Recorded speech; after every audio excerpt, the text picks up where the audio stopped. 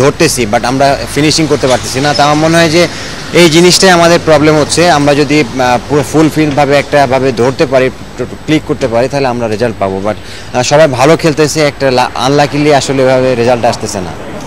ক্রাইস্টচার্চে tiger একাদশে একাধিক পরিবর্তন আসছে। ইমরুল না থাকলে তার জায়গায় খেলবেন সৌম্য সরকার। এছাড়া মুশফিক না থাকলে অভিষেক হয়ে যাবে নুরুল হাসান সোহানের। সাইদ সাদি, ইন্ডিপেন্ডেন্ট নিউজ। এবারে ফুটবলের খবর। নতুন বছরটি ভালোভাবে শুরু করাই এই মুহূর্তে দেশের ফুটবলারদের জন্য বড় চ্যালেঞ্জ মনে করেন জাতীয় দলের সাবেক অধিনায়ক মামুনুল ইসলাম। ফিফার সূচি অনুযায়ী আন্তর্জাতিক ম্যাচ খেলার সুযোগ না থাকলেও প্রীতি ম্যাচ আয়োজনের আহ্বান জানিয়েছেন তিনি। ফুটবলের প্রতি ভক্ত সমর্থকদের সমর্থনও চেয়েছেন মামুনুল। 2016 খুবই বাজে কেটেছে বাংলাদেশের ফুটবলে। ফিফা র্যাঙ্কিংয়ের দেশের ইতিহাসে সবচেয়ে বাজে অবস্থান। এশিয়ান কাপ বাছাই প্লে অফে ভুটানের কাছে হেরে আন্তর্জাতিক ফুটবল থেকে এক প্রকার নির্বাসন। সবকিছু মিলিয়ে কঠিন সময় পার করছে দেশের ফুটবল। নতুন বছর শুরু হচ্ছে শেখ কামাল ক্লাব কাপ এবং বঙ্গবন্ধু গোল্ড কাপ দিয়ে। এই টুর্নামেন্টে পারফর্ম করে ফিরে আসা ফুটবলারদের জন্য বড় চ্যালেঞ্জ মনে করছেন জাতীয় দলের ফুটবলার মামুনুল ইসলাম। আমাদের প্রত্যেকটা প্লেয়ার যারা ন্যাশনাল টিমে জয়েন করবে, আমাদের কমিটমেন্ট থাকতে হবে।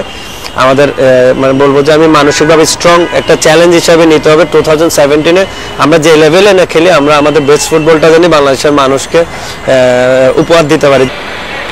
ফুটবলকে চাঙ্গা করতে 4 বছর মেয়াদী ক্যালেন্ডার দিয়েছে বাফুফে। এর পাশাপাশি মামুনুল চান বিভিন্ন দেশের বিপক্ষে প্রীতি ম্যাচ খেলার সুযোগ। আমার যে ফ্রেন্ডলি ম্যাচ থাকে মানলে একবার বা 2 মাস 2-3টা ফ্রেন্ডলি ম্যাচ থাকে, আমি বলবো এগুলো যদি পারফেক্টলি খেলা হয় এবং কি বাইরের দেশগুলিকে ডেকে যদি এখানে খেলানো হয়, যে আমাদের পারফরমেন্সকে বিচার করার জন্য এবং নিউ জেনারেশন তৈরি করার জন্য এবং প্লেয়ারদের ভালো পারফরমেন্স করার জন্য, আমি বলবো যে এটা আমাদের জন্য ভালো হবে। অতীত পেছনে ফেলে নতুন করে শুরু করার জন্য সতীর্থদের আহ্বান জানিয়েছেন জাতীয় দলের এই ফুটবলার। গত বছর ভালো ছিল না, তার আগের বছর ভালো ছিল, মানে ডেভে যদি আসা যায় প্রত্যেক বছরে, মানে গত বছর ছিল আমার ক্যারিয়ার মানে ন্যাশনাল টিম ফুটবলের মধ্যে সবচেয়ে খারাপ টাইমটা। আমি বলবো যে 2017 যেন ভালো হয়, আমাদের 2017 যেন স্টার্টটা আমরা ভালো করতে পারি। ফুটবলারদের পারফরমেন্সের উপর বিশ্বাস রেখে দেশের ফুটবল ভক্তদের সমর্থন চান সাবেক এই অধিনায়ক।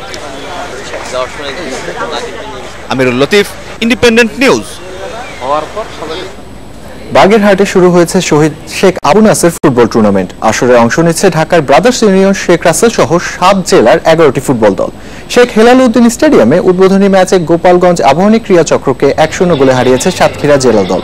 মঙ্গলবার বিকেলে যুব ও ক্রীড়া প্রতিমন্ত্রী বীরেন শিকদার